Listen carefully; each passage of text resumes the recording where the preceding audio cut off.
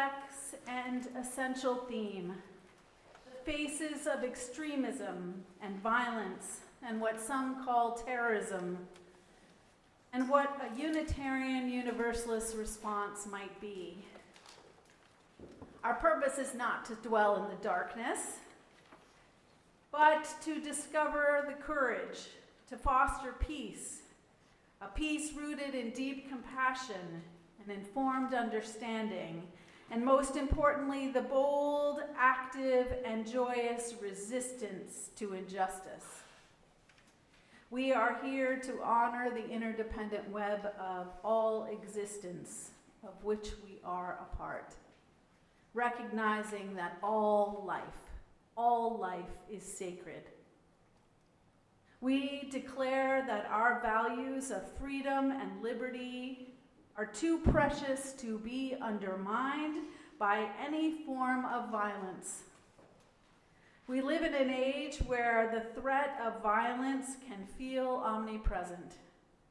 But we must ask, how do we fight violence with joy? How do we confront extremism with connection? The struggle against violence begins not in the streets, but in our individual souls. Depth psychiatrist Robert Sardello, in his book Freeing the World from Fear, argues that the soul's enemy is fear itself, and that fear in every sphere, personal, political, communal, is an obstacle to the one thing that can stop it, and that is mindfulness. When we are driven by fear, we choose constriction over freedom, suspicion over justice, and scrutiny over compassion. Political philosopher Maureen Ramsey warned of the corresponding paradox in governance. When regimes overreact to terror, suspending rights, embracing surveillance, they wound the very democratic fabric they want to defend. When the US government overreaches, prioritizing scrutiny over liberty, from Kent State to the Patriot Act to the unjust agencies of ICE, they betray the very principles our veterans have fought to protect. Violence, internal or external, only thrives when we allow fear to justify actions that justice and compassion never could. And intellectual acceptance of Ramsey's warning is relatively easy. But I encourage you to confront the greater challenge.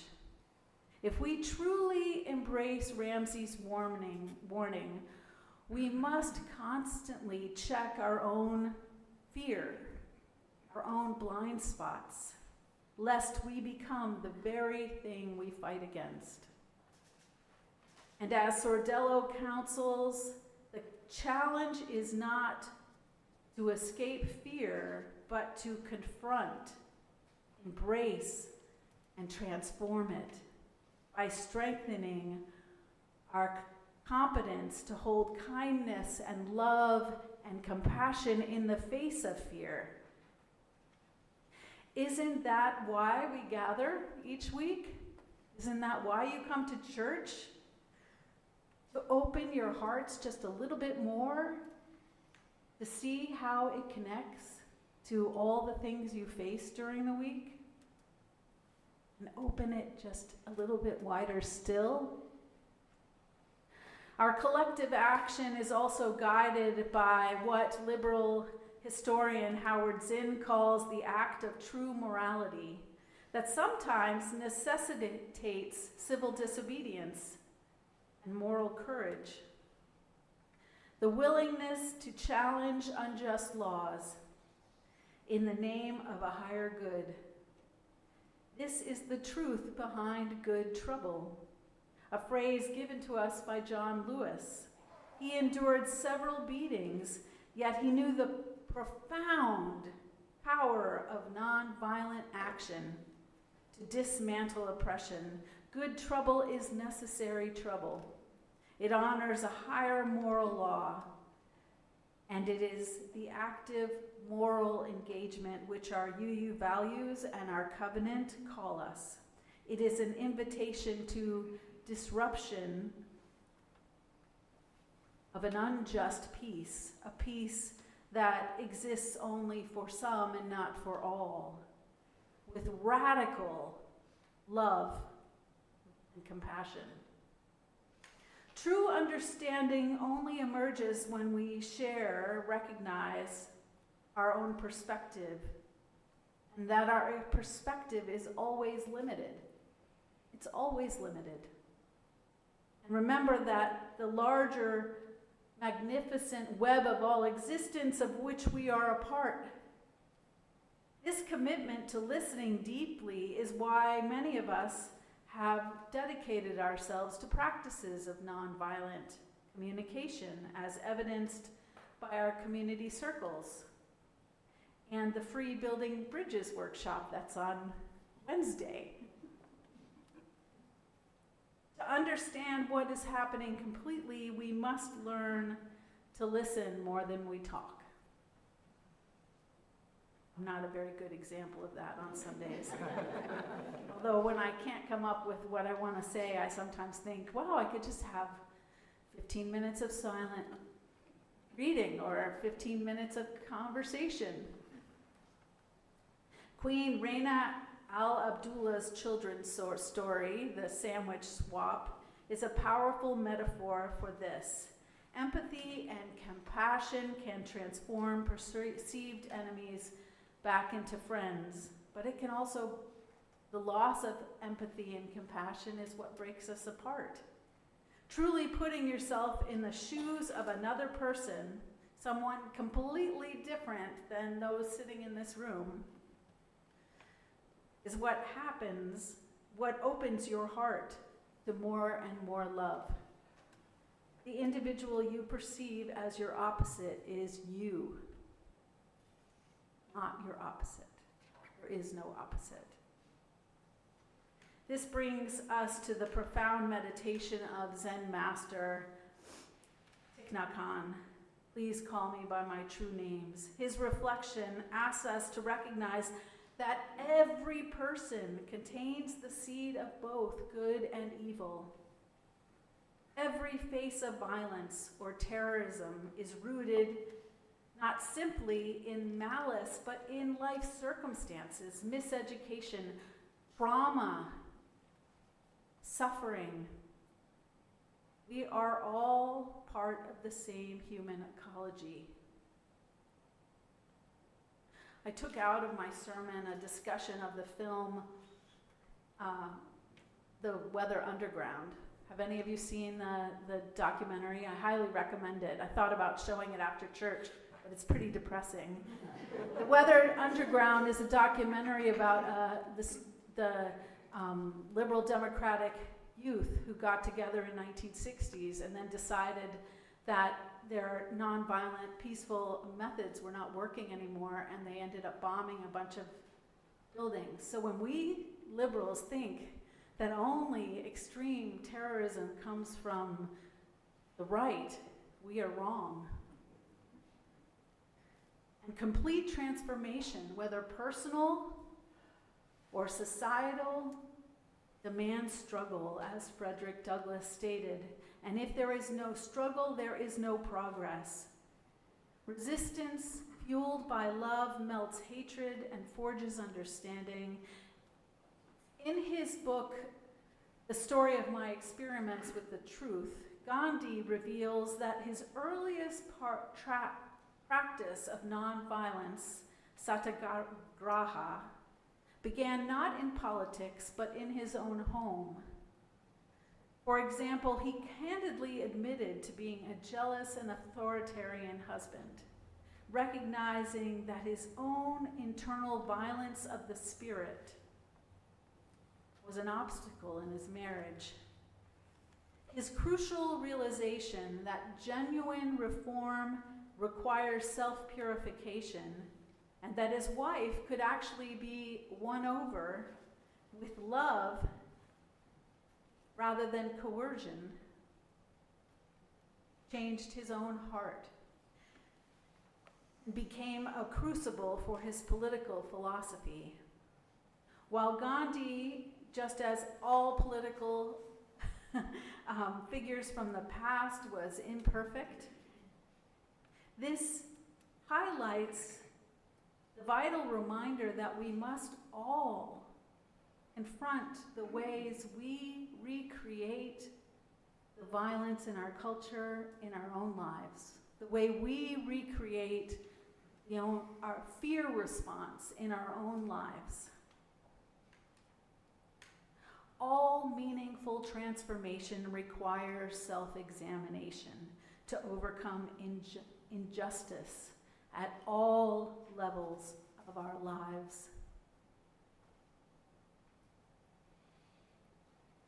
That is the spirit of transformation I've been thinking about this week.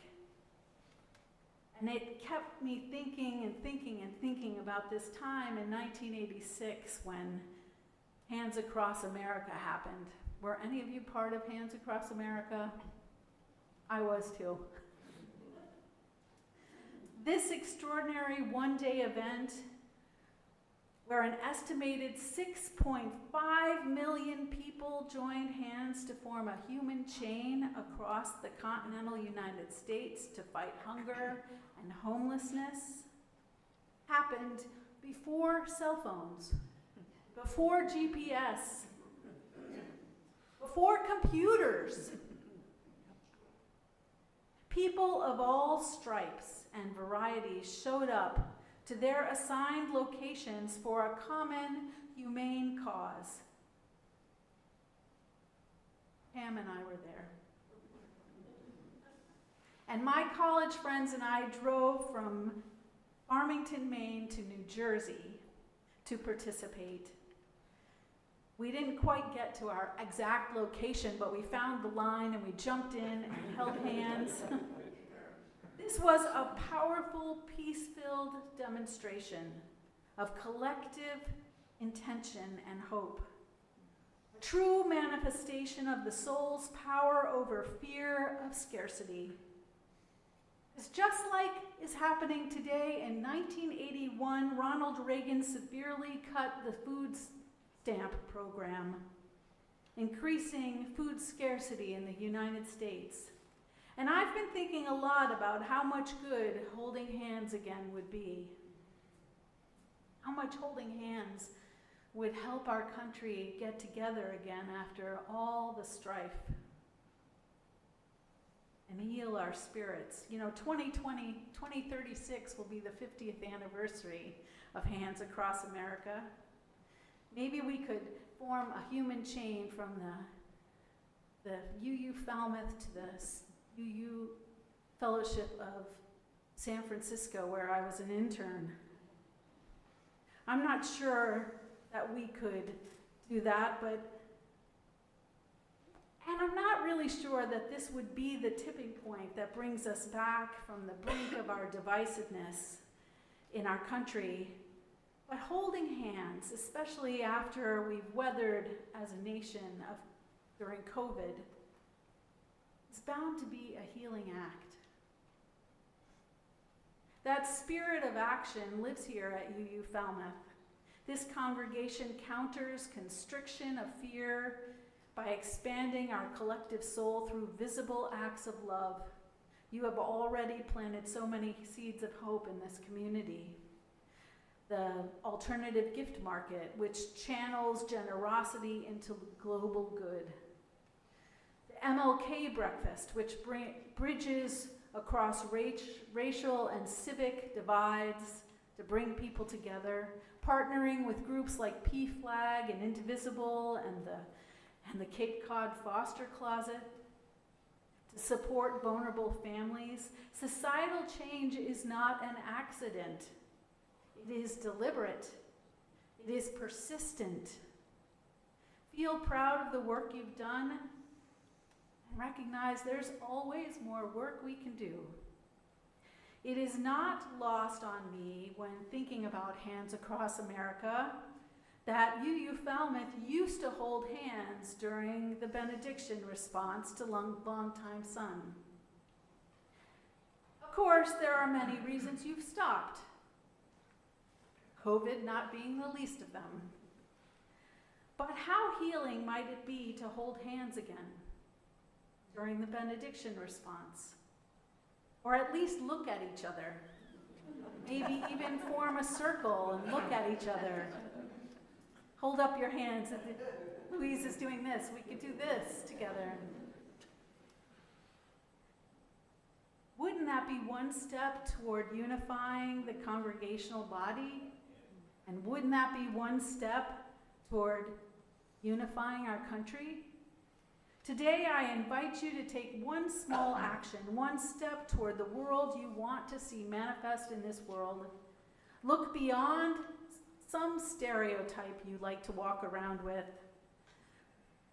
or some headline you keep rooted in your soul, to see the faces of potential violence within yourself, to yourself.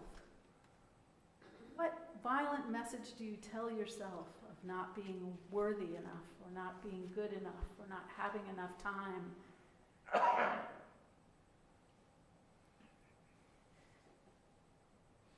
And equally, start seeing the faces of suffering in all those you consider your enemies. Commit active peace through mindfulness that connects to the deepest moral core through action, that challenges unjust power structures, and through compassion that embraces the entire human story, not just the story it's easier to digest. May we move forward not as passive bystanders, but as active peacemakers and resistors, transforming the world one relationship, one act of kindness at a time.